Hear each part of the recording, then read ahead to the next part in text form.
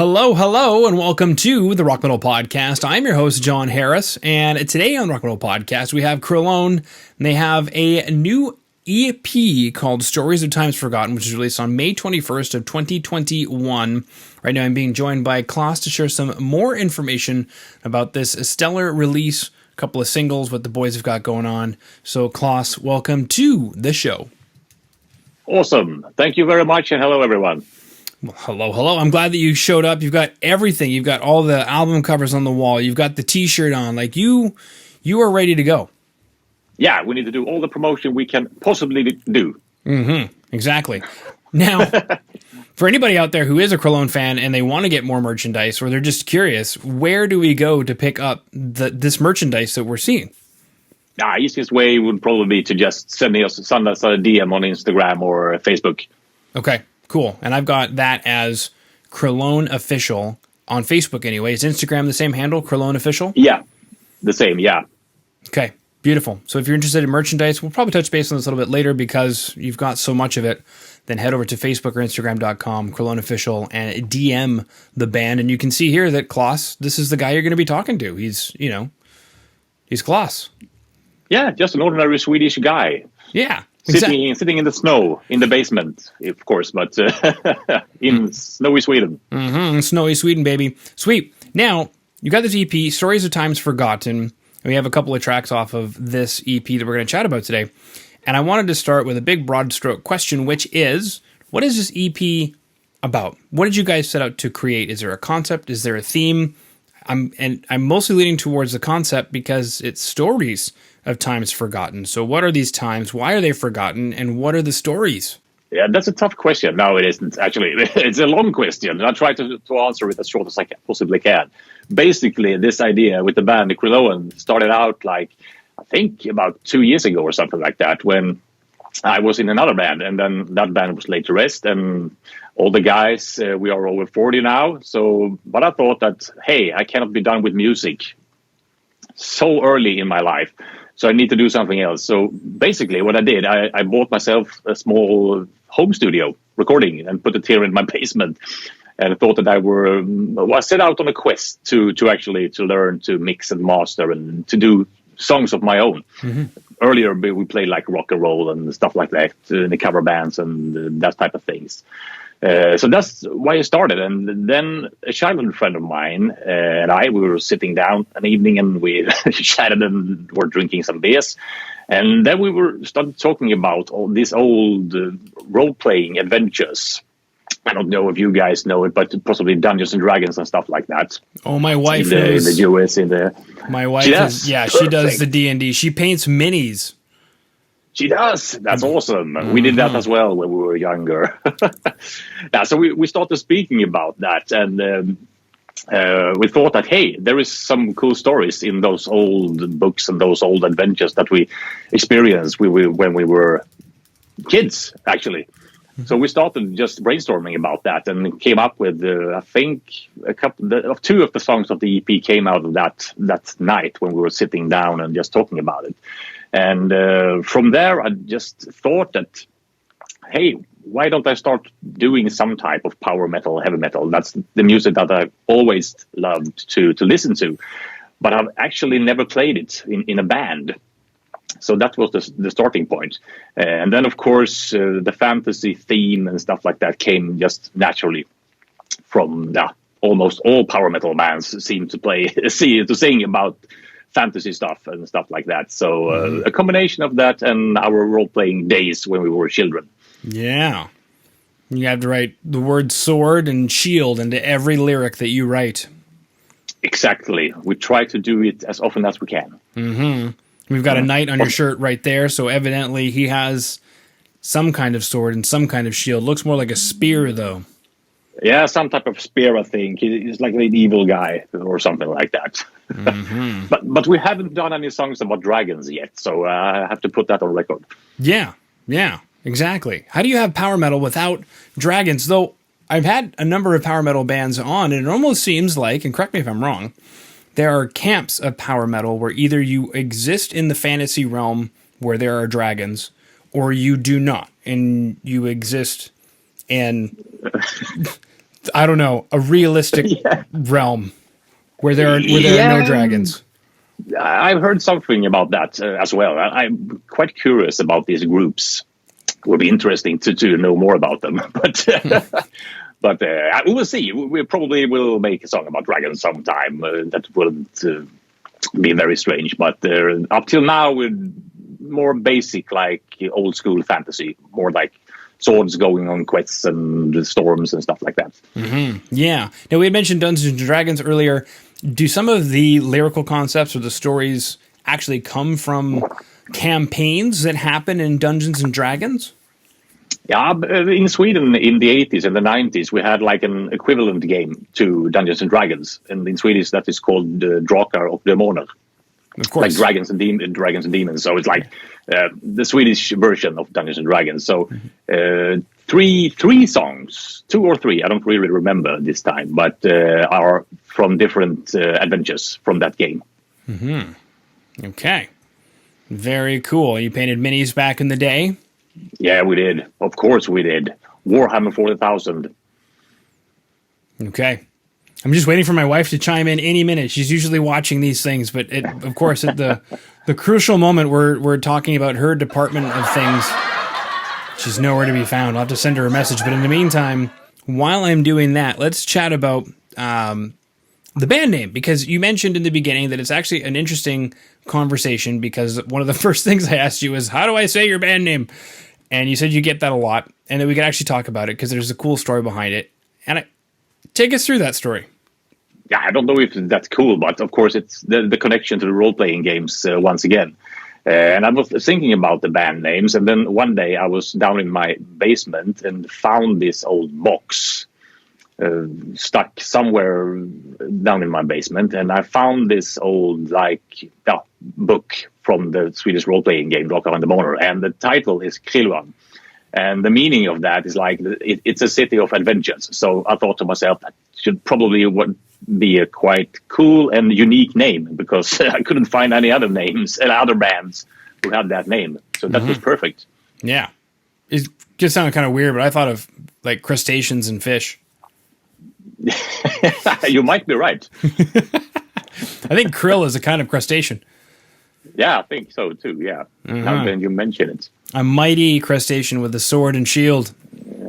We might change the band name to that. That would be cool. Yeah. Or the title of the next EP or a song, maybe. Mm-hmm. And then, the album will be called like Omega 3, because krill has a lot of Omega 3s in it. That would be awesome. Have the Omega symbol. Yeah. Mm-hmm. Okay. Beautiful. Now, something else that you mentioned as well that I thought was interesting was that you had checked out a couple of episodes before you came on so you could learn what to expect, which is smart.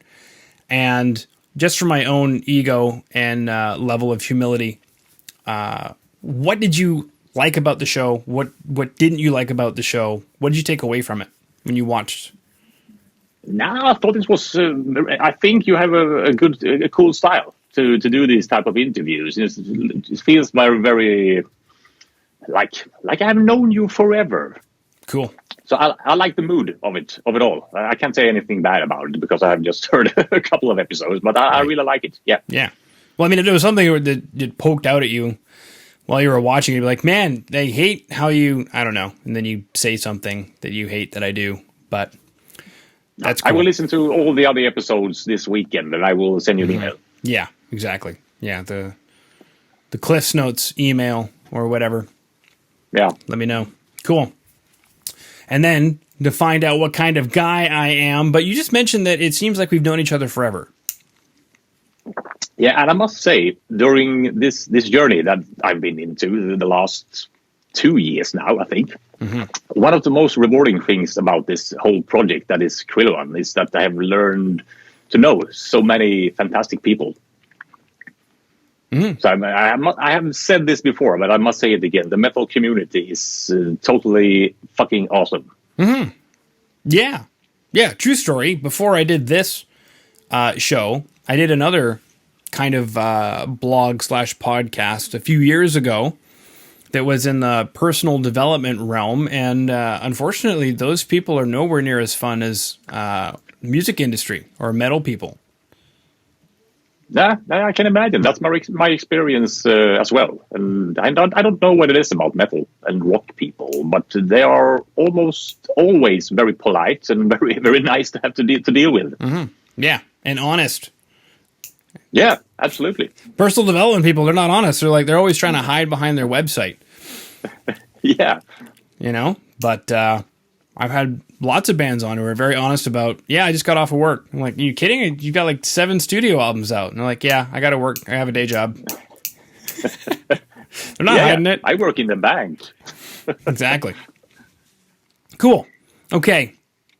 Now, you mentioned a journey of about 2 years, which is just about the pandemic. So is everything that we're seeing here as a result of the pandemic, or would this have happened anyway?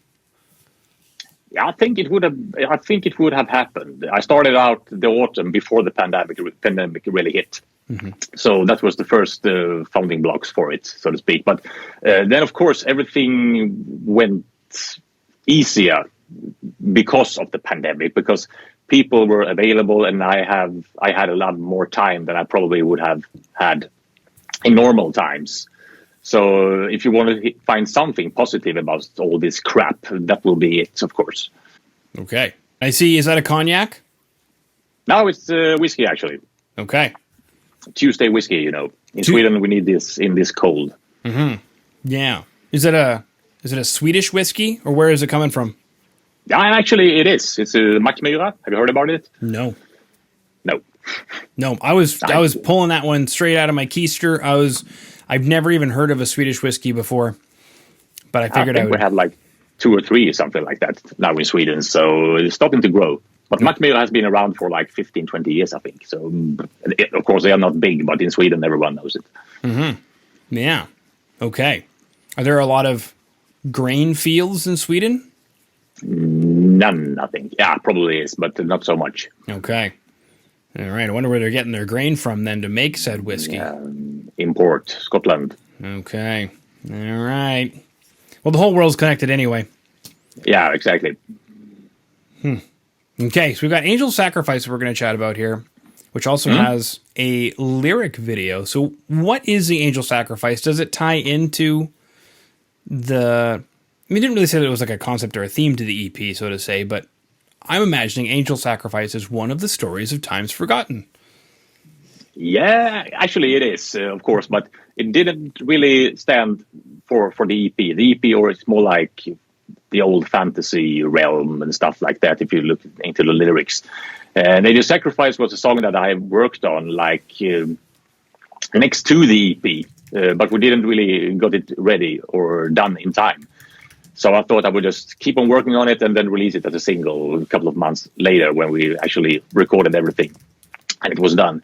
So for my part, when I look at the EP and you compare it to the Angel Sacrifice was probably the song that when I really learned to write these type of songs, it's, if you listen to it, it's a little bit more technical than, of course, at least a couple of the songs from the EP. Of course, that don't have to be necessarily good. Everyone doesn't really like when it's too technical. But I really like the song, and the theme is like more in the future, based on the Warhammer universe. Okay.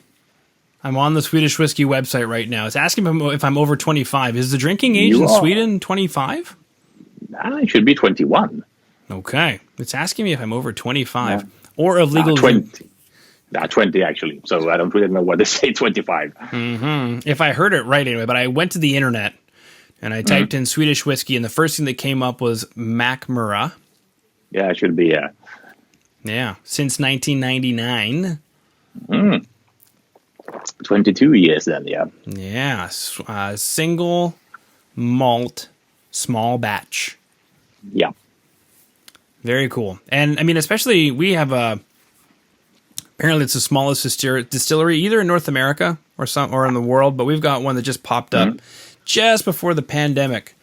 Right here locally, taking local grain that we grow here, and that's been exciting because it has a very unique flavor because you're getting the terroir. Cool. Yeah, as opposed to the mass producers who are taking grain from who knows where and producing it. You get some of the terroir in there, which is fantastic. I imagine you get a wonderful flavor with this stuff. Yeah, the water in Sweden is quite good almost everywhere in the country. So that's good ingredients to have nearby. Mm-hmm. Yeah. Whiskeys, gins, casks. Yeah, everything you need. Yeah. Cool. Well, that's fantastic. Do you drink their gin as well, or just the whiskey? No, not so much. I enjoy a small whiskey or a small rum once or twice in a week. Mm-hmm. Okay. So that's my poison. Poison of choice. Exactly. Mm-hmm. That could be another song title. That's my poison. Yeah, it could be. Yeah, probably, yeah. Mm-hmm. I'm not connected to Alice Cooper, of course, but maybe we could write on that. Of course you could. Yeah. You turn it into a fantasy thing where there's so many different directions you could go with fantasy and poison. Yeah, of course. Could be. I think you can think about that for forever. Yeah. You could have like an alchemy thing with the Philosopher's Stone and chasing after different ways to get the Philosopher's Stone and ending up poisoning yourself. I think you can do probably a whole theme album about that. Mm-hmm. I think we're going. I might call you next time we are doing the next one. Mm-hmm. We're going somewhere with this one, Klas. Yeah, absolutely. We are doing that. Yeah. We are doing this. Yeah, because we would have the whiskey, and then you would have one of those guitars. I would have the one that you least prefer, and we would be sitting there doing what power metal does. We would bring up the drum, and then we just and then over a bunch of triplets, we would talk about the rising power of the Philosopher's Stone that poisoned my soul and let her walk away into the night. And then the fans are going, but who is she? And why did she walk away? Exactly. And that's the theme for the album after that. Mm-hmm. So we'll have a whole series of albums. Yeah. And then we need to grow our hairs, though. Mm-hmm. You have longer hair than I have, but we need to do that. That's important in power metal. I've heard that. Mm-hmm. Yeah. Well, there are rules. Slayer, I think, to find the rules, you're either bald or you have long hair. Exactly. Yeah. I don't know for power metal if short hair is okay, but as long as we don't play live, that's okay. Mm-hmm. Are there any bald guys in Hammerfall? Yeah, there was. The old guitarist, Stefan, that was bald. Mm-hmm. That's what I thought. Yeah, but now he's a pilot instead, so I think that's more okay to be bald when you're a pilot. Mm-hmm. Yeah. I didn't know that he wasn't in there anymore. It's embarrassing to say that out loud, I suppose. But I think that was like 10 years ago or something. I have no idea. I haven't listened to Hammerfall that much later years. I was going to ask, and I'm pretty sure you get this a lot because you're in Sweden and you're doing power metal, is, the Hammerfall question, if there even is a question. But you guys don't set. There he is. I got a picture of him. He's balding on stage playing a Jackson. That's fantastic. Yeah. Yeah. In those weird looking pants that look like he's got duct tape on them. Yeah. Probably has. Yeah. Cool.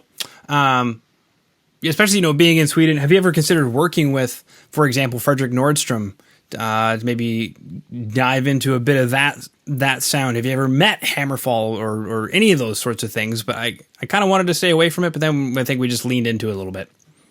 I run into a couple of the guys when I worked at the Sweden Rock Festival. I used to do that in the summers. Yeah. And talking about Fredrik Nordstrom, I mean, he's like, or at least he was, and still is probably, like a small god when it comes to music production in Sweden. Yeah, I mean... But I never met him, but it would be fun. Mm-hmm. Still active. I mean, just chatted with a band on Nuclear Blast that had him produce their record, and...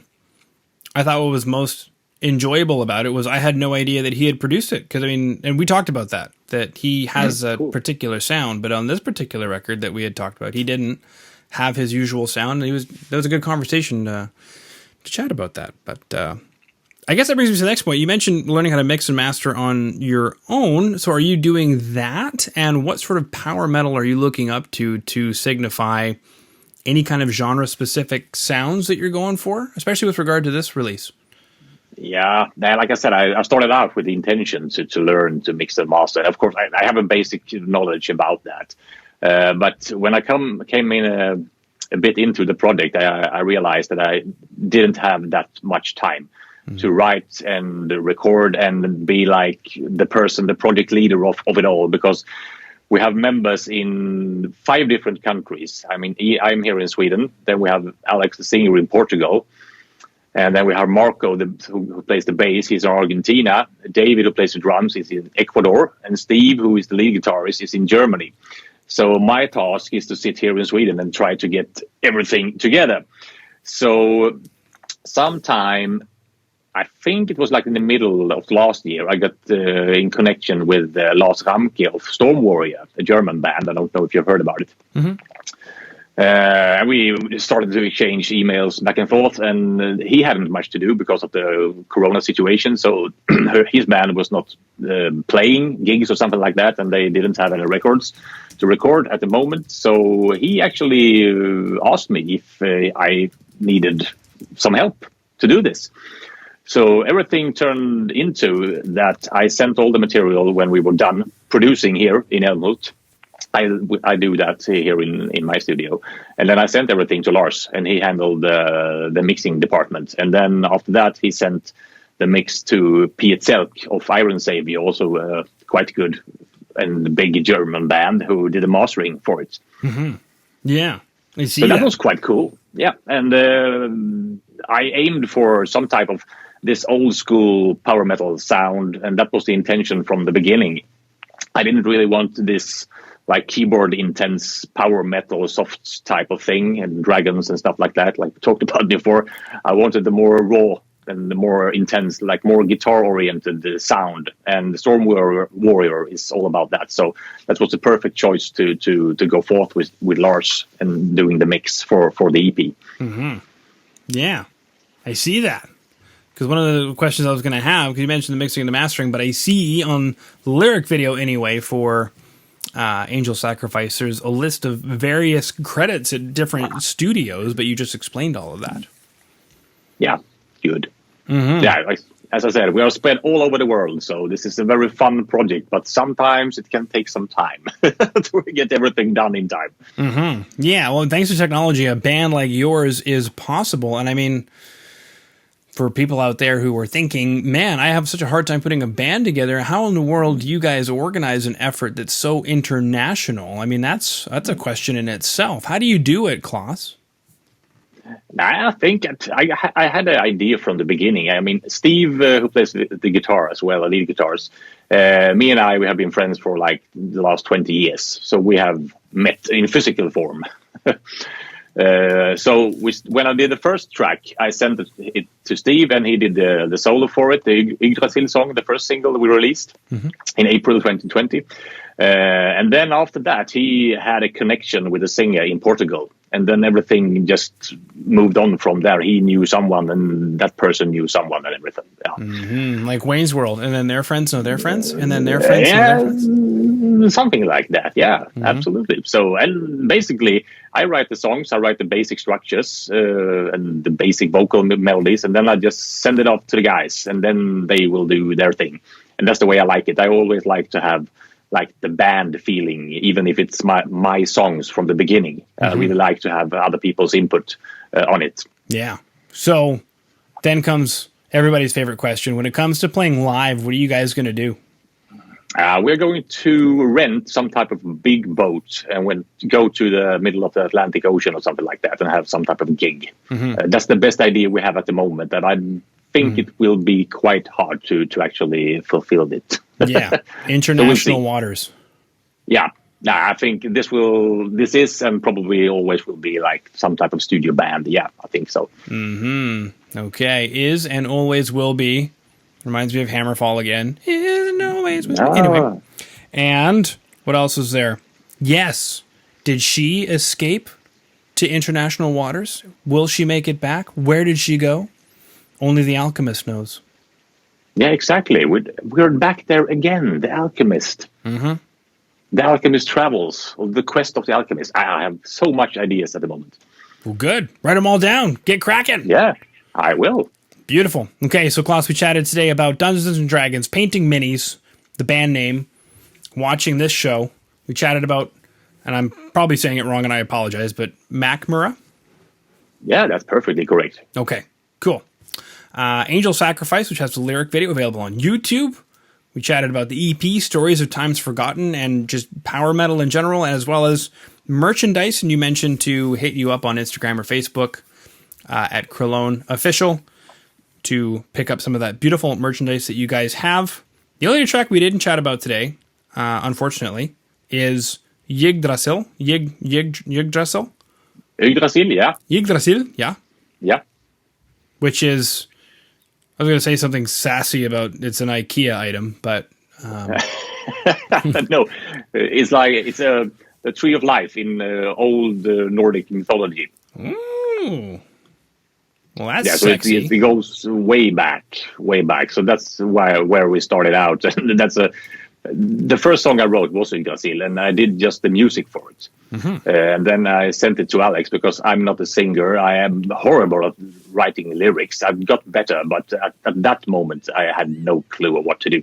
So he, living in Portugal, got connected to this Swedish guy, and his first thought was, okay, I have to do some investigation about what do Swedes sing about. Mm-hmm. So one of the first things he actually came up with was like, okay, I go for Nordic mythology.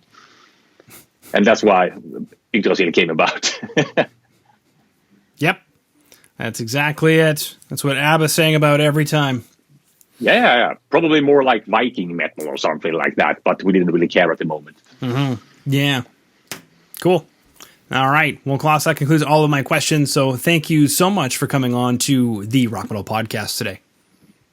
Epic. Thank you very much for having us. Quite welcome. This was fun.